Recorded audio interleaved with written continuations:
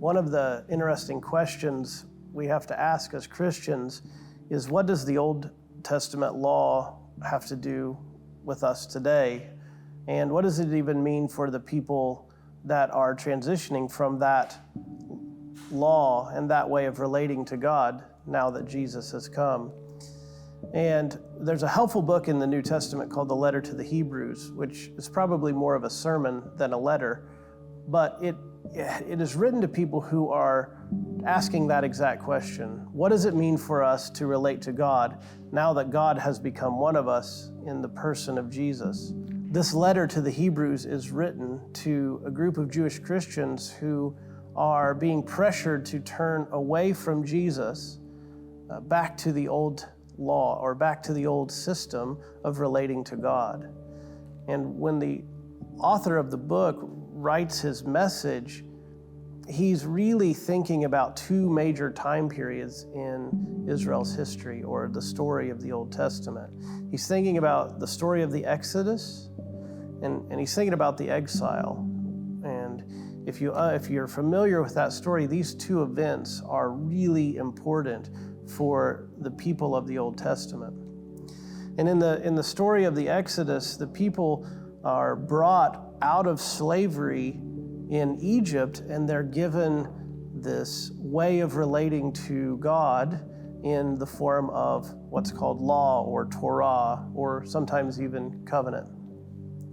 And the system has prophets who speak the words of the law. It has priests who help people connect to God. It has a system of sacrifices and prescriptions for worship. It even has a place where people can come and meet with God in a tent that moves around out in the wilderness. This Exodus event is the founding of the nation of Israel, and it's the place where they first begin to meet with God regularly, and it forms their national identity. It gives them a way to relate to God with their sacrificial system. It gives them a way to relate to each other with their laws, but it also gives them a way to relate to outsiders in a way that is meant to help outsiders come to know the God that they serve and worship. So these ways of relating to God and to each other should be the foundation of how life works. Unfortunately, as you read the story of the Old Testament, what we see is the people don't really take their part of that relationship with God seriously. And they wind up in exile in Babylon, which is the other major forming feature of Israel's story. And it's the time where they start to realize that they're responsible to actually relate with God. It's not a one-sided type of relationship. So in exile in Babylon, the people start to take this relationship with God seriously, but there's a major feature of the relationship missing, and that's the temple, because it was destroyed. And when they start to read the law, the Old Testament, books like Leviticus or Deuteronomy, they are seeing the prescription for sacrifices, but they don't have a place to offer them. And so they start to think, well, how do we then relate to God without the temple? That forms a lot of how they then interpret what we read in the Old Testament or what we read in the law. And of course, that carries on until we get to Jesus or the Gospels and the New Testament in your Bibles. When you read the story of Jesus, you see that a lot of these people who are now called Jews, they come to follow Jesus and they worship him as Messiah and God. And they start to ask a lot of questions. Well, what does it mean that God has become one of us? Do we still follow the Old Testament laws, or is there a new way of life? So when we look at the letter, or the sermon, as I said, we see that he begins by talking about God speaking through the prophets in the old system. But now he has spoken through Jesus, and there's continuity in God who speaks through people, but the difference between Jesus and the prophets is that Jesus is the Son of God and prophets are just messengers. This same message of continuity and discontinuity then moves on to angels, who are ministering spirits or messengers of the Old Testament covenant or relationship with God. Jesus is also a messenger, but the difference is that angels are not the Son of God, Jesus is. So right from the beginning, the author of Hebrews is affirming this idea that Jesus really is God. And then he moves on to say, not only is he God, but he's also human. He points to their worship book, or the book of Psalms, to show them that Jesus is God. He also points to that same book of Psalms to show them that Jesus is a human. And he asks the question, why does God care about humans? And he answers by saying it's to humans that he has given the whole earth. Even though they might be lower than God, he crowned them with glory and honor. And this is why Jesus, the Son of God, became a human. And then he carries this message through, and he starts to take the readers or the sermon hearers back to the story of the Exodus. And he says, remember, we had an apostle, one who was sent by God to build a tent. Jesus is an apostle now, and we need to consider him as our apostle, or the one whom God sent. And he compares Jesus to Moses by saying, Moses built a tent, but he was just a servant. Jesus is the Son, and thus he's greater. And the rest that Moses was going to offer these slaves going into the land God had promised their ancestor, that was just a foretaste of what Jesus is going to offer, which is a greater rest and a greater promised land. And then he goes into what might be one of the most complicated arguments in the whole Bible. In fact, while he's discussing this idea that Jesus is not just an apostle, but also a high priest, he actually pauses his argument and says, listen, this is complicated. We have a lot to say about this, but the reason is because we need to grow in maturity. And then he exhorts them, it's time to grow, and you got to think of this through. And what he's talking about with Jesus being a high priest, that's not something that a lot of the Jewish Christians are ready for. They're okay with Jesus being a Messiah. A lot of them are really secure that Jesus is God, but they don't understand how Jesus is a high priest. And so the sermon goes on to show that what Jesus does in his activity when he walked among us as a human is priestly activity. He offers prayers and supplications. He also is a sacrifice that we see in the Gospels, and we see it in a lot of the other New Testament material. But what the author does is he starts to unpack their system. He says, look, our old system had priests. It had a place of worship. It was a covenant or a relationship with God that was all bound up together. Jesus does the same thing in that it relates people to God, but what Jesus does is really superior to anything the Old Testament system even looked for. He talks about how in the old system you offered goats for sacrifices. In the old system you have priests that mediate the relationship between humans and God. In fact, in the old system, when people broke the law or when they sinned, they would have to bring a sacrifice of one of their livestock or some of the grain from their fields. They would bring it to this place of worship, they would bring it to the priest, and he would then burn it on the altar, and that would be a sign of forgiveness, and God would forgive them of their broken relationship or their sin. But it was a system that required multiple sacrifices.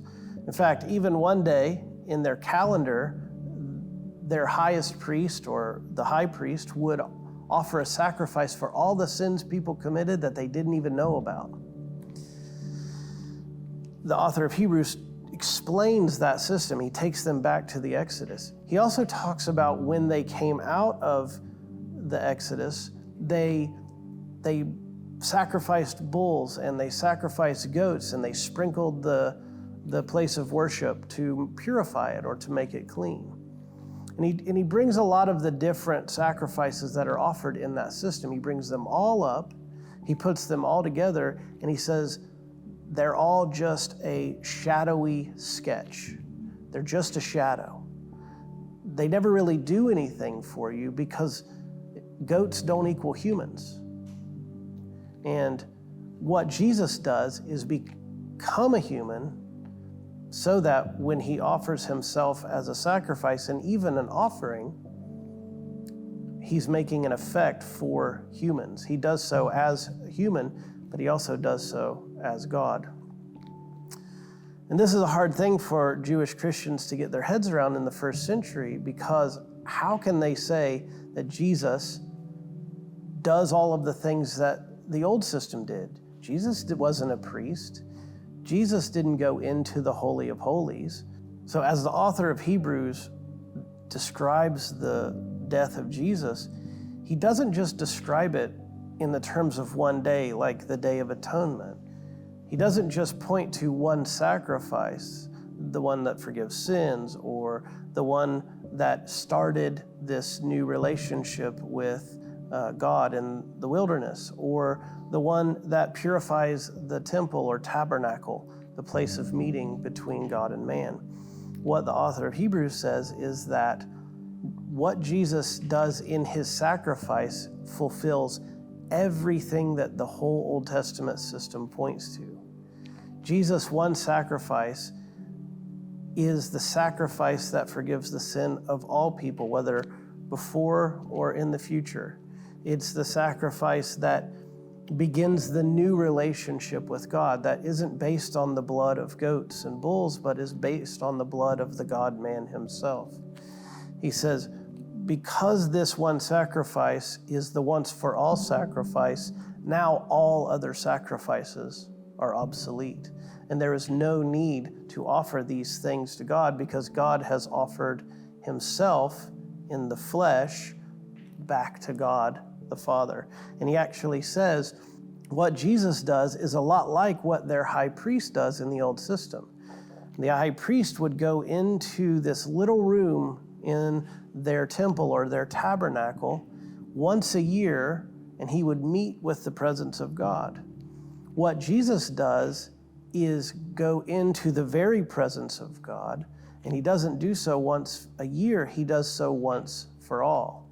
And thus, all of that Old Testament system, all of that way of relating with God is obsolete. And the reason, he says, is because there was a problem with that system. There were two problems, actually. One is that the law never made people perfect, because goats don't equal people. But the other problem was the people, and the people never really obeyed the law very well. They never really obeyed God in many things, and that's probably a lot of our problem. Jesus, however, comes and completely obeys God as a human on behalf of humanity. And thus, when he goes into the very presence of God, he does so as the perfect or spotless offering. This is where the author of Hebrews is so helpful for us in understanding what does it mean to be Christian in relating to God. Do we offer sacrifices of sheep or grain or whatever our different jobs may be? And the author of Hebrews would say, no, absolutely not.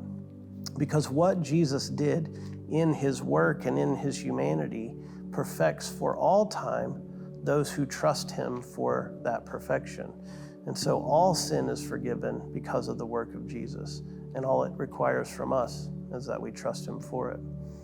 And he tells this to his readers who are asking this question, should we turn back to Judaism? Should we turn back to the angels or the prophets or the sacrifices or even that earthly place of worship in a tent in the wilderness? And ultimately the answer is no. You don't need to turn back to those things because, again, why turn to the shadow when Jesus is the shadow caster? This would be the message that the author has to these Jewish Christians. Don't stop believing in Jesus, because the outcome of your faith, the outcome of your trust in God is the salvation, not just of your soul, but your whole self. And so if you're wrestling with this same question that these early Christians were wrestling through, you don't have to trust the old systems. You don't have to trust any systems in your relationship with God. It's really helpful to know the Old Testament story. It's helpful to know how that system worked.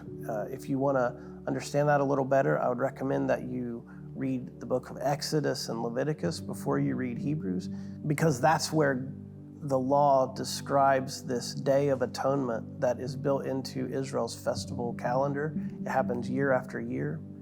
I would also recommend that you read the portions in Exodus where they dedicate the new tabernacle. But maybe most of all, I would recommend that you focus on chapters 8 through 10. Chapters 1 through 7, they get a little bit complicated. That's where he says this. There's a lot to say about this. Chapter 8, it's really important. He says, now the point of what we're saying is this. And then he unpacks how it all connects to Jesus. And he says, because of Jesus' sacrifice, there's a new way of relating to God. New law, new covenant, new sacrifice, new place of worship. But because of the work of Jesus, God has restored his relationship to all people, and he meets them where they gather, no matter where you are in the world. So go and read the book of Hebrews and understand what does it look like to relate to the God who has become one of us in the person of Jesus Christ.